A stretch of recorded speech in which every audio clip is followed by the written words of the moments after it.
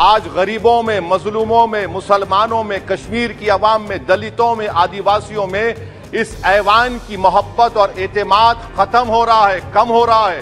14% मुसलमान और सिर्फ 4.8 उनका रिप्रेजेंटेशन है। बताइए, हम वोट डालने वाले बन गए, वोट लेने वाले नहीं बने।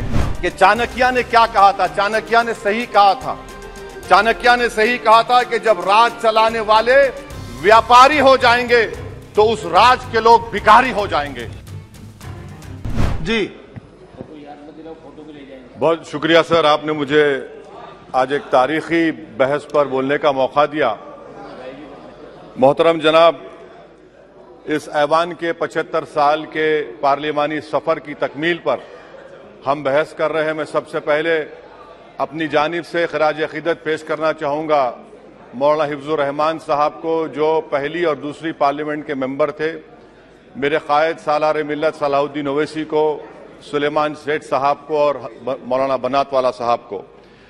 जनाब मोहतरम, इस ऐवान की नाकामियों का भी जिक्र हमको करना जरूरी है। 75 साल का तारीखी सफर इस ऐवान ने मुकम्मल किया।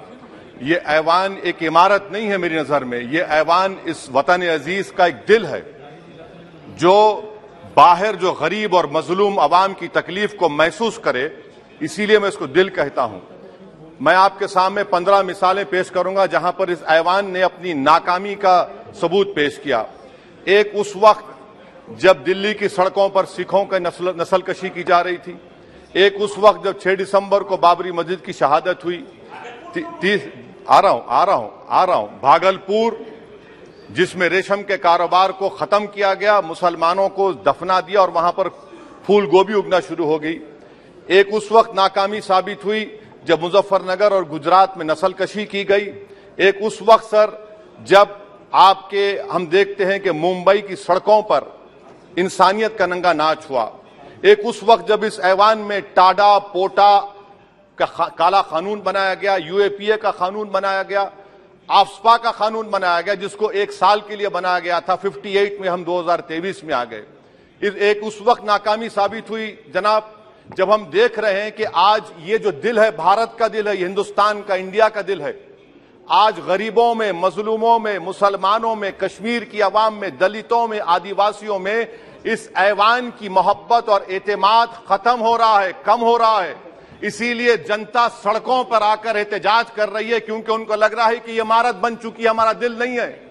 चाहे CAA का प्रोटेस्ट हो, चाहे किसानों का प्रोटेस्ट हो, चाहे शेड्यूल कास्ट के रिजर्वेशन का मसला हो।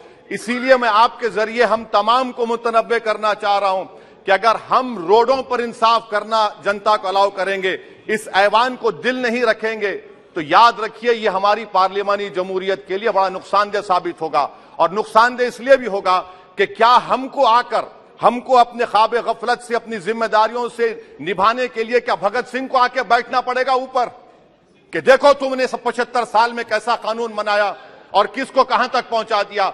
स्पीकर जनाब, इसीलिए मैं कह रहा हूं कि हम तमाम को अपनी जिम्मेदारियों को निभाना पड़ेगा। ये इमारतें ईंट से बनी हुई जरूर हैं, मगर ये इस इमारत में दिल है। इस इमारत को दिल के तौर पर बरकरार रखना पड़ेगा। स्पीकर सर, एक और मिसाल दे रहा हूं जहां पर इस ऐवान की नाकामी है।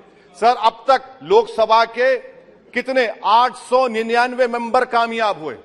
अब बताइए सर, पार्लियामेंट्री जमहूरियत में, शराकतदारी की जमहूरियत है, रिप्रेजेंटेटिव फॉर्म ऑफ डेमोक्रेसी में 8,992 में कितने मुसलमान कामयाब हुए?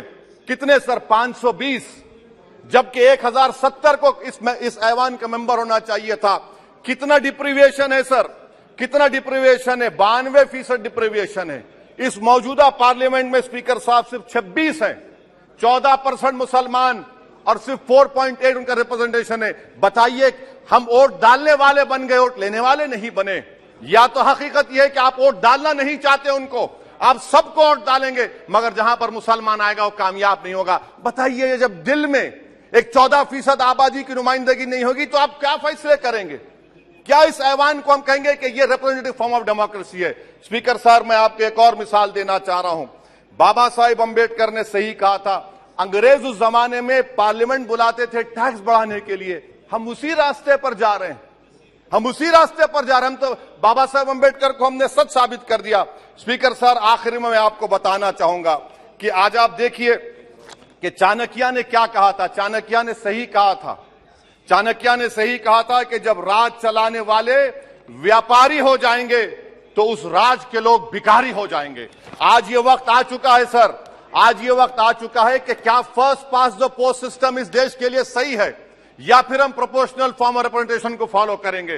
First pass the post system, जिसके पास एक मजहब का वोट होगा, जिसके पास दौलत होगी, वही इस ऐवान में आ रहा है। इसीलिए हम कह रहे हैं कि आप इस जमहूरियत की नाक, कहीं ये जमहूरियत कमजोर ना हो जाए, मुझे इस बात का डर है सर। आखिर में मैं खत्म करने से पहले एक बहुत बड़े शायर ने कहा था, उस पर खत्म करना चाहूंगा कि अभी चिराग सरे राह को कुछ खबर ही नहीं, अभी चिराग सरे राह को कुछ खबर ही नहीं, अभी गिरानिए शब में कमी नहीं आई, अभी गिरानिए शब में कमी नहीं आई, निजात दीदे दिल की घड़ी नहीं आई, चले चलो कि मंजिल अभी नहीं आई। स्पीकर साहब, आखिर में याद रखिए एक बात को मैं सबसे कह रहा हूं कि पिच बदलने से गेम नहीं बदलता, गेम को बदलना पड़ेगा। आप पिच बदल रहे हैं, वरना याद रखिए जब तक हम अपने जमहूरी उसूलों पर, रूल ऑफ लॉ पर, संविधान पर अटूट अमल नहीं करेंगे, वरना याद रखिए कहीं नई इमारत भी हिटलर की राइक्सटैग की इमारत ना साबित हो जाए। बहुत बहुत शुक्रिया सर।